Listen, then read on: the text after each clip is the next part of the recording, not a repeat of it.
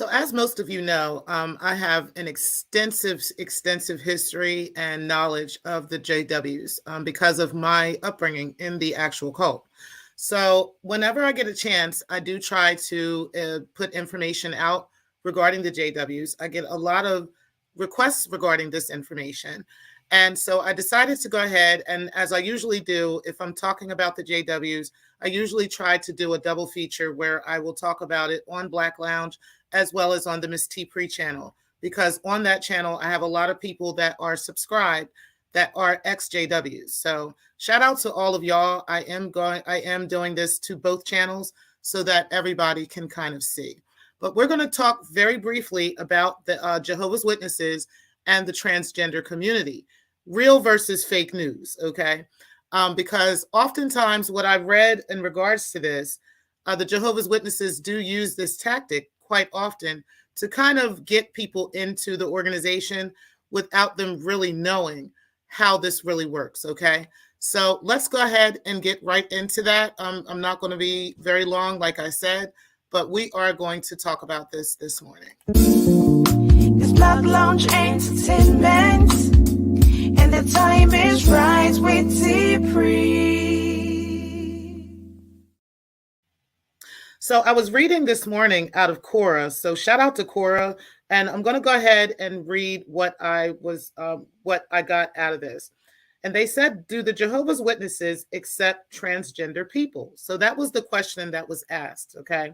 And I'm going to give you guys the answer that was given and also give you guys some context to this, okay? And like I said, I've often seen the Jehovah's Witnesses, the organization, use this tactic to kind of reel people into the organization, okay? So they said, Jehovah's Witnesses accept that transgender people exist. We treat them kindly. We allow them to make choices that we disagree with without judgment. If they want to attend the Kingdom Hall, they are welcome. If they want a Bible study, we will study with them. In this sense, we accept transgender people. However, if your question really means, will we tell transgender people that their lifestyle is approved by God? The answer is no. The Bible does not allegedly condone such behavior. So this is how Jehovah's Witnesses use manipulation tactics like that to get people into the organization, okay? One of the things that a lot of people are not aware of regarding the JWs and regarding the Watchtower Bible and Tract Society, or jw.org, which is as known as today, is that they actually receive money for every person that attends certain events, okay? So the memorial service, for instance, any of their conventions that they have, anything like that, there is actually monetary value in you sitting in that seat, even down to the meetings themselves. Now, this is not something that the average Jehovah's Witness is aware of. This is not even something that even average elders are always aware of. Some of them are, some are not, depending on their rank, depending on who they know, depending on, who they're involved with. But ultimately speaking, yes, absolutely. Basically, for business purposes, a JW will absolutely bring you to the Kingdom Hall, regardless of what state you may be in, regardless of who you are, regardless of your lifestyle. Because in the eyes of the organization, you sitting in that seat is $1. Okay? Now, to the JW, they don't think that way. They're thinking, in their eyes, them bringing you to the Kingdom Hall is another person that they are bringing closer to Jehovah. But the organization themselves, they can care less about you being closer to Jehovah. They're thinking about the money that's involved in you sitting in that seat. Okay?